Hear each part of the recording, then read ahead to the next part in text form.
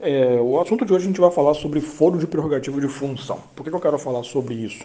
Na verdade, esse assunto ele vai acabar abarcando o trabalho do direito constitucional, do direito penal, né, que você vai encontrar o que eu vou falar hoje no Código de Processo Penal, e vai acabar se arrastando para o direito administrativo. Importante só chamar atenção para uma coisa. Quando você fala em foro prerrogativo de função, existem duas análises que você tem que fazer.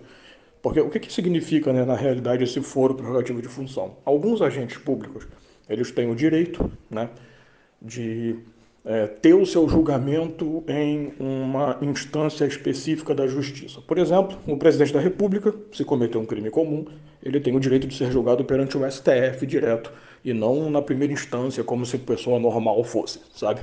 Então, essa é a ideia do foro de prerrogativa de função. Não é nenhuma proteção maior que se dá, apenas se entende que aquele determinado agente público ele tem o direito de ser julgado por uma entidade superior na hierarquia judiciária. Basicamente é isso, tá? Mas não é nada, o cara está protegido, ele não vai sofrer. Isso daí é uma consequência da nossa justiça, não da lei por si só. Mas como eu te ia dizendo, você tem que observar esse foro por duas vistas, né? Por duas posições. Cometimento de crime comum, que é aquele crime que pode ser cometido por qualquer pessoa, que não é um crime especial, pode ser cometido por agente público, por particulares, não importa. E cometimento de crimes de responsabilidade. O que eu vou falar com vocês hoje não se refere ao crime de responsabilidade. Tá? Normalmente, crime de responsabilidade se resolve dentro do próprio Poder Legislativo, atuando de forma atípica. Né? Então, por exemplo, o impeachment da ex-presidente Dilma Rousseff foi um caso de crime de responsabilidade julgado dentro do Senado Federal e da Câmara de Deputados, consequentemente do Congresso Nacional. Vamos lá. A regra é a seguinte: se o agente político, agora vamos focar no político, tá?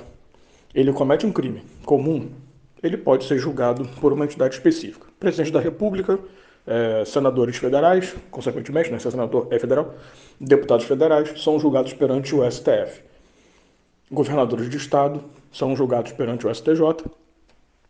Deputados estaduais, prefeitos e vereadores são julgados perante o Tribunal de Justiça do Estado. Ponto. O que acontece? A ideia desse assunto ela foi evoluindo muito nos últimos, sei lá, 10 anos. Ela sofreu 5 interpretações distintas. Eu queria focar na interpretação específica de hoje. Porque a regra é a seguinte: vamos colocar um deputado federal, para a coisa ficar mais clara. Um deputado federal que comete um crime comum, ele é julgado perante o STF, ponto. Aí eu vou trazer algumas situações que são exatamente o que eu quero falar hoje com você. Esse deputado federal ele cometeu o crime comum enquanto atuava como deputado federal. Ele já tinha sido eleito e cometeu um crime.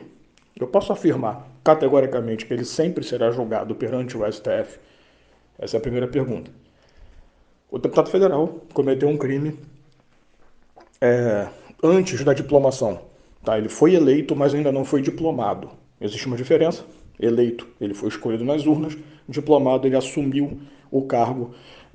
Aliás, ele assumiu o reconhecimento de ser detentor do cargo.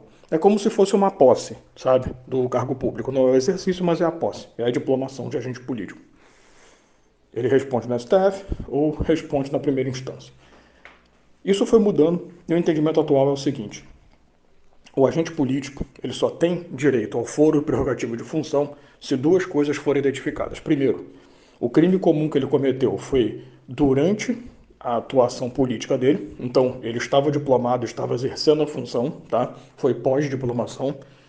E segundo, o crime cometido tem relação com a função dele. Esse é um entendimento que prevalece hoje nos tribunais superiores, até porque é um entendimento de 2018, tá? Do STF. Então, como eu te fiz a primeira pergunta, deputado federal que comete crime comum, eu posso afirmar categoricamente que ele sempre vai responder perante o STF um crime cometido depois da diplomação? E você responde nunca, não posso dizer isso. Por quê? Porque se ele cometeu um crime comum depois de diplomado, eu tenho que observar se esse crime tem relação com o cargo. Se ele, por exemplo, está sendo acusado de corrupção passiva, beleza, tem a ver com a função, vai para o STF. Mas se ele cometeu um homicídio, Deus que me perdoe, ele vai responder na primeira instância. Porque apesar de ser deputado federal diplomado, o crime cometido não tem relação.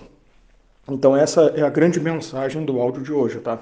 Para o agente político ter direito ao foro prerrogativo de função, o crime tem que ter ter que ter sido cometido pós-diplomação e ter que ter relação com o cargo. Mas aí surge uma segunda questão. E o crime que ele cometeu antes? Só que ele só começou a ser julgado depois de diplomado. Ele vai ter foro? Não. Responde pela ideia da questão anterior que eu trouxe. O crime tem que ser cometido depois de diplomado. E surgiram algumas situações. Tá, Dalma. Eu fui eleito deputado federal. No primeiro mandato, eu cometi um crime. Só que o julgamento começou quando eu fui reeleito, no meu segundo mandato. Eu mantenho o foro prerrogativo de função? Resposta sim. O STF entende que, se houve reeleição, ou seja, se houve a manutenção do mandato de forma ininterrupta e consecutiva, reeleição, ponto final, eu tenho direito a manter meu foro. Então, mesmo que eu tenha cometido o crime no primeiro mandato, eu respondo perante o STF. E para fechar, e se eu era deputado federal, cometi o crime e fui eleito senador, mudei de cargo. Eu sou julgado aonde?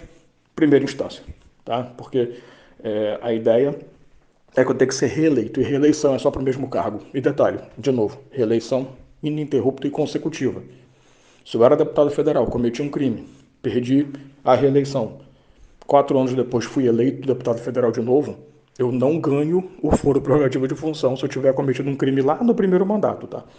Então, se eu fiquei um tempo fora e voltei, ou se eu mudei de cargo, perde-se o foro completamente. Beleza? Então, tomara que tenha ficado bem claro, mas são várias situações.